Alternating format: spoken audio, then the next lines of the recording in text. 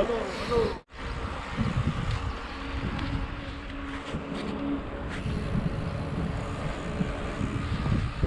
mga ka-lane! Welcome back!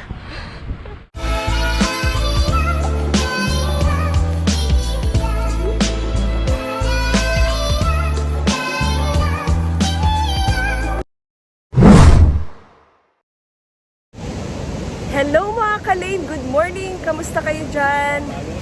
Nagkita-kita ulit tayo sa tagal nang hindi namin pagbabike. Parang may isang buwan din kami hindi nakapag-bike. So ngayon ulit tayo nakapag-bike and i-enjoy natin tong araw na to. Kasi naman, di ba, nakapagtrabaho tayo na isang buong linggo. So it's time for a break! Yeah! Ayan ang mga kasama natin ngayon. Si Glenn, Barry, and James. Alright, alright, alright. Okay, okay, okay. Alright, alright, alright. Okay, okay, okay. Dup dup dup dup dup dup dup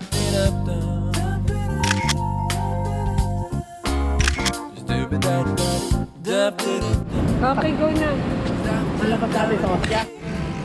Padjak pass siya lang tayo mga ka-lane. Hindi naman tayo karerahan muna ngayon, ha? Hindi ko rin kaya kasi tagal kong hindi nakapag-bike. Kamusta naman kayo dyan mga ka-lane? Magsisimula na yung spring kaya makikita nyo may mga konting usbong na yung mangilan-ngilang puno. Pero yung iba lagas pa din. Pero maganda yan mga ka-lane pag spring, buhay na buhay ang kapaligiran.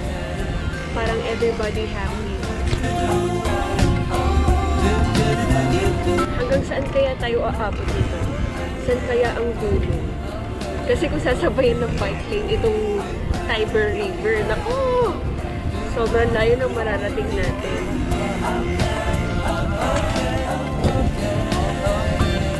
Mga ka-lane, ito na yung Tiber River. Pag umaapaw yan, matatakpan tong bike lane. Umaabot hanggang dito yung tubig. Pag sobrang lakas lang ng ulan dito, may tendency na gano'n talaga yung mangyari. Ciao! Binabati ko nga pala yung Tiber group, ang Pinoy MTB enthusiasts here in Rome.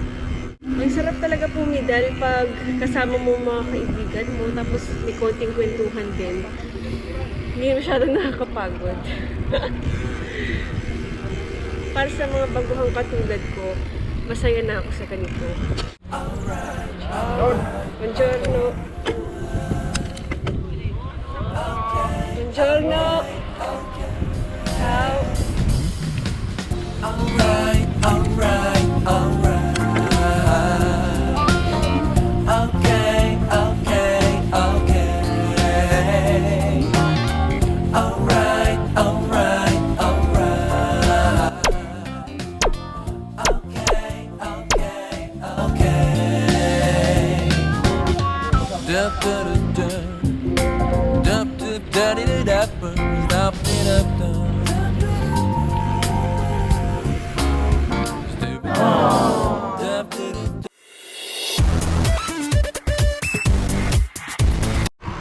Alam ko na itong lugar na to. Nandito na tayo sa highway. Highway run! Ano daw?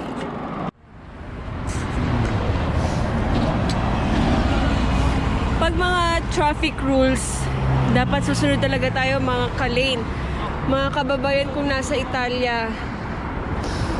Dahil pag binit mo yung red light, madalas may nahahagip, kaya ingat lang. Hindi lang naman dito sa Italia, miski mga kababayan ko dyan sa Pilipinas.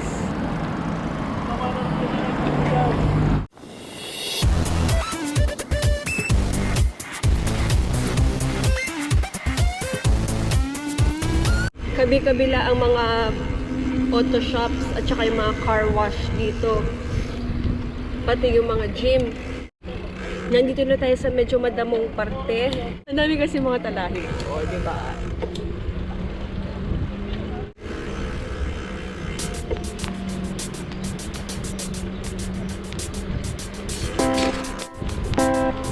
Kung mapapansin nyo, napakaraming nagpapasyal ng mga alaga nilang aso. Alam nyo mga kalin, mahal na mahal talaga nilang mga aso dito sa Italia. Kasi ang mga ninuno nila noon ay nakasurvive nung kinasuso sila ng wolf. Yun yung kambal na si Romulus and Remus.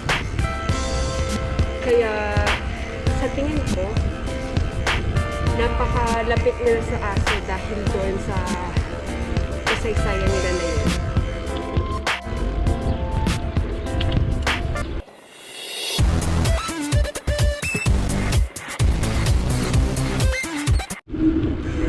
Kamusta kayo dyan mga boys? Bene, bene. Bene.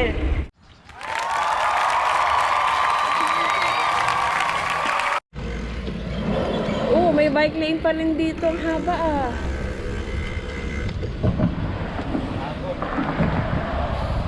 Mula dun sa pinagbike natin kayo na mga kalane, abot pa rin tayo hanggang dito. Nakakailang kilometers na kaya tayo.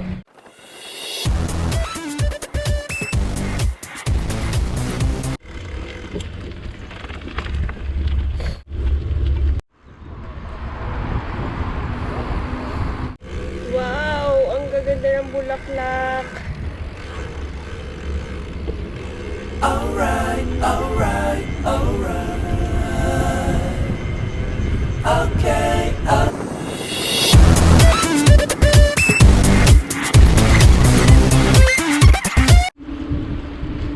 Ang sarap sa mata ng mga dilaw na bulaklak, oh.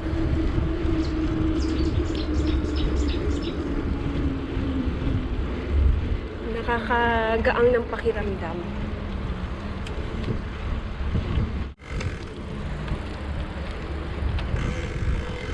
Ligaw na damo lang siya, na namulaklak. Pero kahit naligaw na damo lang siya, ang ganda pa rin yan tingnan.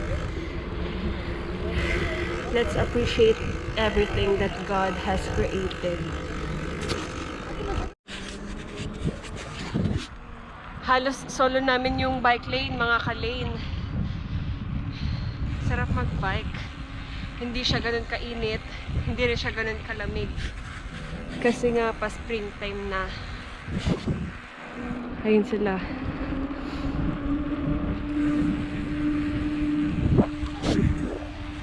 Apat lang muna kami nag-bike ngayon. Pasyal bike lang. Oo.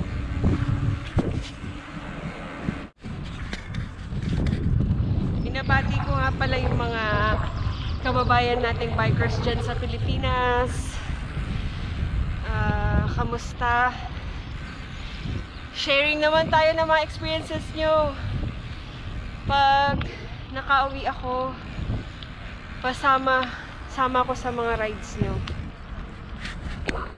Hello.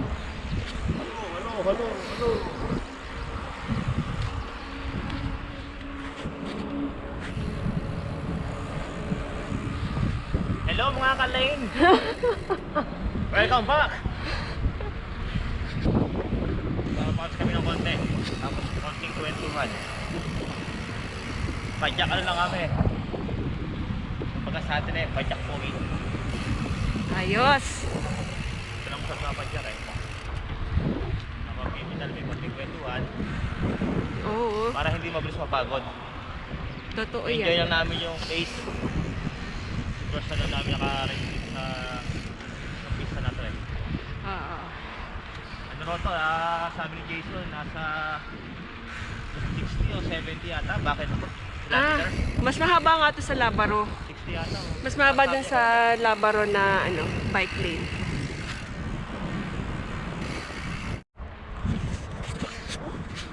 Napakahaba. Hindi pa natin nararating ang dulo ng bike lane na ito. Isang malawak na lupain lang siya. Yan yung binabala kong bilhin. Kapag meron kayong gustong ipabili sa akin mga ka-lane, sabihin niyo lang. Papartihan ko kayo dito sa lupain na yan. Oo, diba?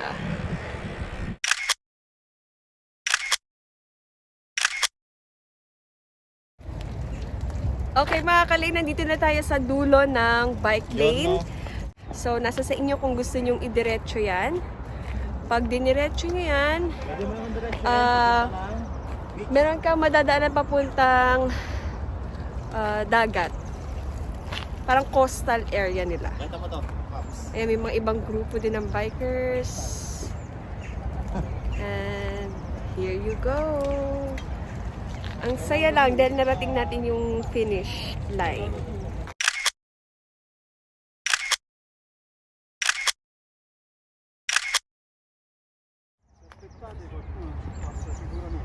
Tanong natin kung tama ba yung dadaanan natin pag pupunta tayo dun sa dagat. Akay time!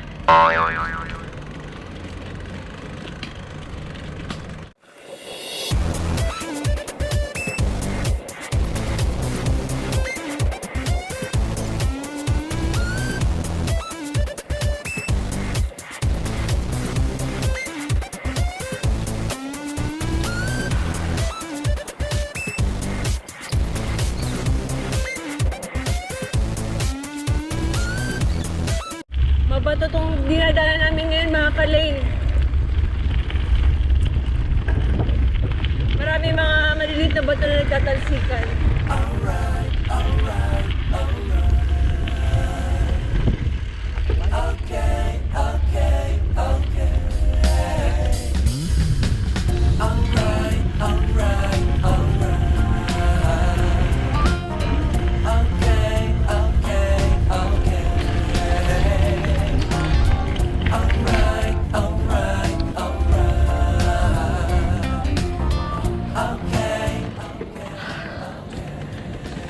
Kinapas.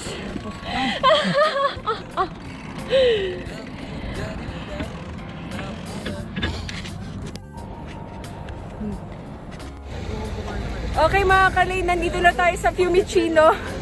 At yung mga bike na wala sa plano. Bigla ang bike na dumiretso na dito, adi go na. Hala namin dun lang kami sa may bike lane. Diniretso na rin namin hanggang dito.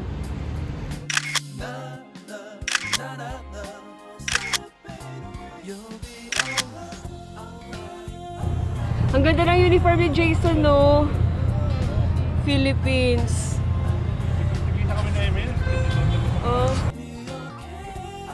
Mga ka-lane, ito yung famosong fish port dito sa Italy. So, this is what we call Fiumicino Fish Port. Hi! Dito mga ka-lane, napakamura ng isda. Ibang-iba sa presyo na mabibili mo sa palengke o mga supermarket. Kumbaga sa atin sa Pilipinas, ito yung mga dampa, yung mga bulungan. Yan. Sa Paranaque kasi meron dong bulungan, yung fish port na napakamura. Kasi dun binabagsak ng mga mangingisda yung huli nila.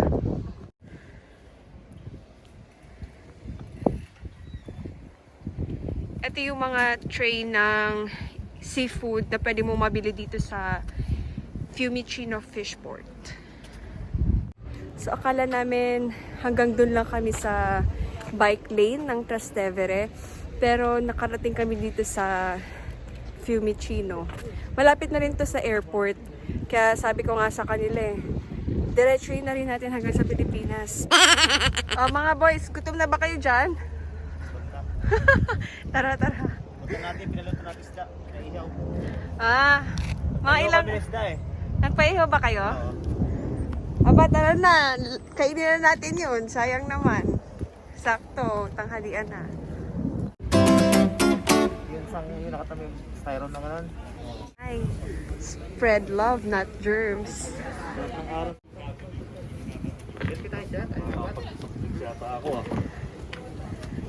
Lunchtime muna mga Kalain. Pizza tayo.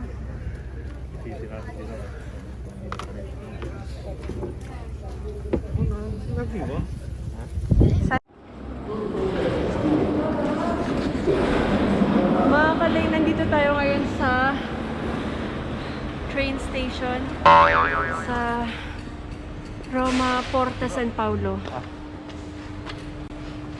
Gamit na lang tayo ng